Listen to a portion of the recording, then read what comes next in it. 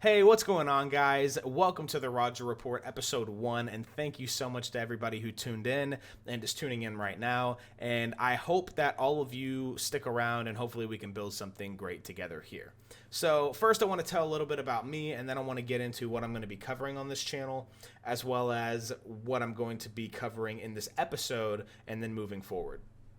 So again, just kind of a brief episode. I'm Dalton Roger. I'm 22 years old. I just graduated college recently, last year in 2023, and I've always had a knack for politics. I've always been in it since I was 14 years old, 2015, and I've been really interested in what's going on when it comes to the world, the policies around me, how it affects my state, how it affects my life, my family, my country, So I've always been interested in that. I love doing research. I used to have my fair share of debates, and I've had a lot of debates. I've debated with everybody on every side of the spectrum. I've debated with conservatives. I've debated with communists. I've debated with socialists. I've debated with like classical liberals. I've debated with everybody, and it's always fun. I've debated with environmentalists. I've debated with futurists. Like I love debating, even if it's to play devil's advocate. I think it's really fun. So because I feel there's a quote that if you can't argue the other side's position better than them, you have no part holding a position against them.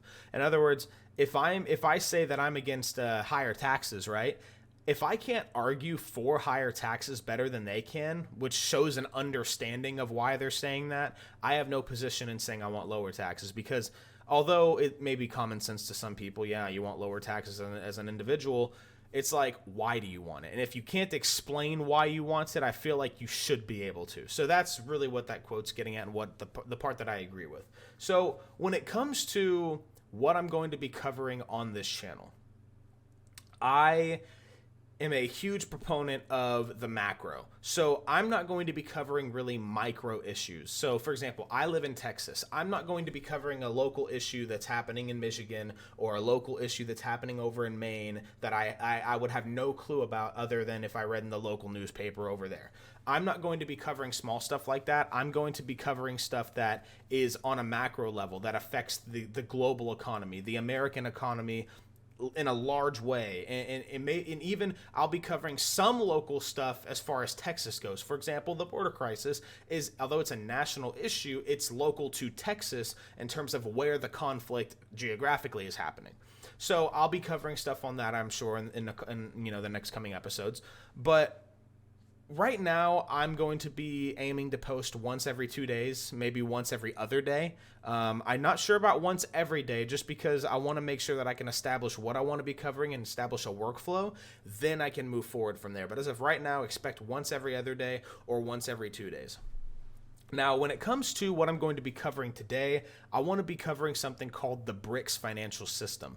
Some of you hear that and you're saying, I know exactly what that is. Some of you may say, oh, well, I have heard of it, but I'm not quite sure exactly what it is. Some of you may say, what are you talking about?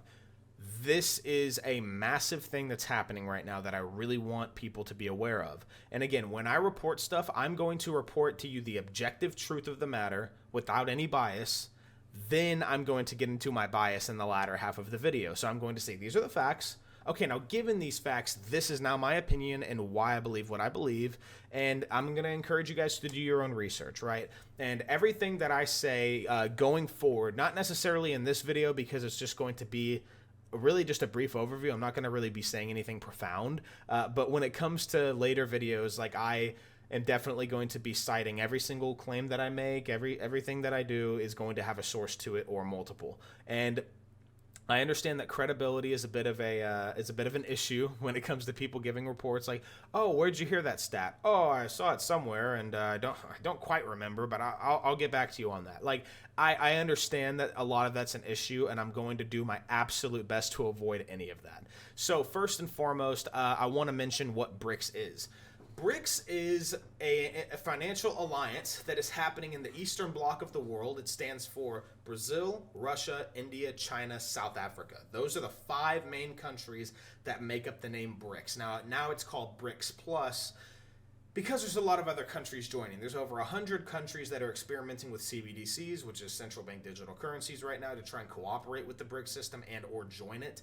There's been several other countries that have applied. I think 12 other countries that have applied as of a few days ago to join, and 5 more actually joined earlier this month, January, I want to say the 15th, 14th, somewhere around there. They actually did more. So when it comes to BRICS, what is their goal? Their goal is to destroy the United States dollar's power in the global economy and ultimately to cripple the American economy. Now, why aren't you hearing about this if you haven't? And if you have heard about it and you didn't really know what it was, why are they doing this? It's because the United States dollar has been so dominant as to however many years in the past, I mean, decades, it's been a stronghold in the global economy, and everything kind of runs through the dollar.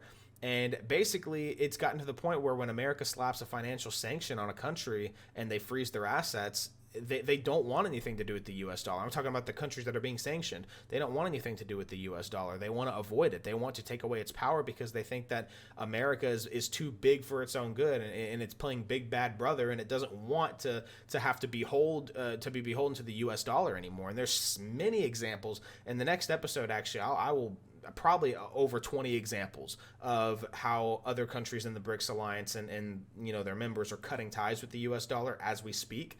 Some have already done it. Some are planning to do it. Some are doing it right now. So basically, that's what BRICS is. BRICS is a financial system that is trying to basically make a global economy on the Eastern Bloc, and they're trying to overtake the West, and they're trying to overtake the G7. So where am I getting this information? I talked about credibility, right? So let me go ahead and show you. When it comes to this, there's 3 main sources I get my information from. There's more than 3, but 3 main ones, right? So this is the official BRICS informational portal, infobrics.org. This is where you can find everything BRICS related.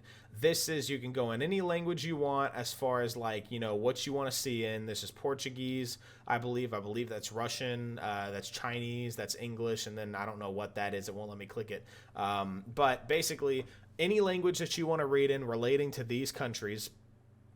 And when it comes to the, I think relating to these countries at least, I don't know what languages all of these countries speak. I don't know what South Africa speaks. I don't know.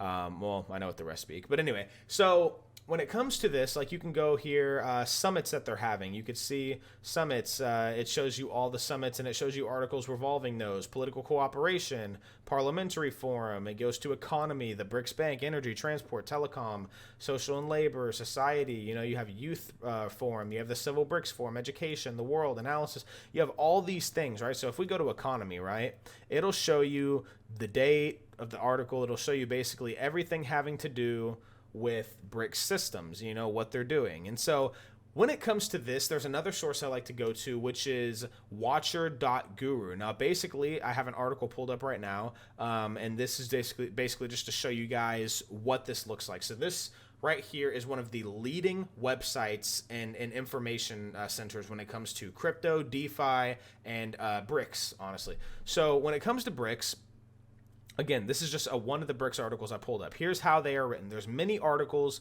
on the BRICS system, on this watcher.guru. They are people that actually show up to press releases for BRICS countries. So I think there's a guy in here, Vinod D'Souza, I think is one of the authors. He actually goes to these press releases and gets direct quotes from the parliamentary leaders and from the political leaders of these countries that are actually joining. And so these people, they post their articles, but they also have embedded hot links to other articles where they get their information from in case we're questioning it. So for example, Indeed, after reports have signaled its place heading the project, Iran has recently stated its desire for a BRICS currency in 2024 to help ditch the US dollar, right? There's a hot link right here. Iran has recently stated. Let's open that up. Now this goes to ledgerinsights.com, another branch, right? Or another website. And then this is basically saying, yes, this is blockchain for banking news. Then this shows this article and basically goes through, and there's a lot of other embedded hot links when it comes to that, like right here.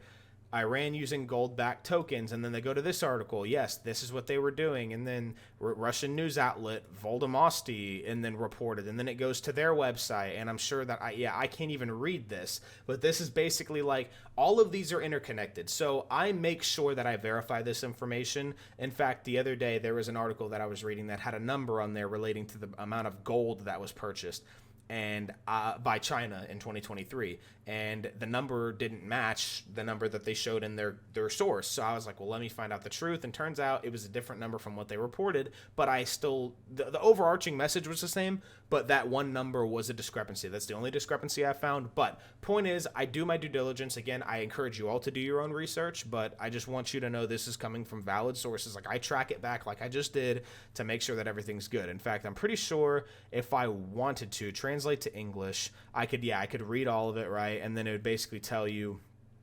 this is the Russian newspaper telling you in English, because I was able to translate it, what exactly it's saying. And so basically that is what I'm going to be doing for my sources. I will link everything in the description. I will probably try to say, okay, this is the claim, this is the source, this is the claim, this is the source type deal. I'm going to be doing this little by little because there's so much information. I don't want to do like a 10 hour long info dump on you guys. I just want to basically say, you know what?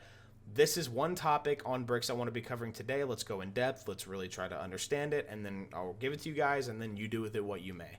And like I said, BRICS is going to be a main focus right now. Again, the Texas border crisis, depending on how that advances, I'm probably going, because I live in Texas, so I'm probably going to be covering that quite a bit and whatnot. So with that being said, guys, I hope you enjoyed. This has been the Roger Report, and I hope to see you guys in episode 2. So with that being said, yeah. Hope you guys are here for the long run, and let's see what we can do with it. Later.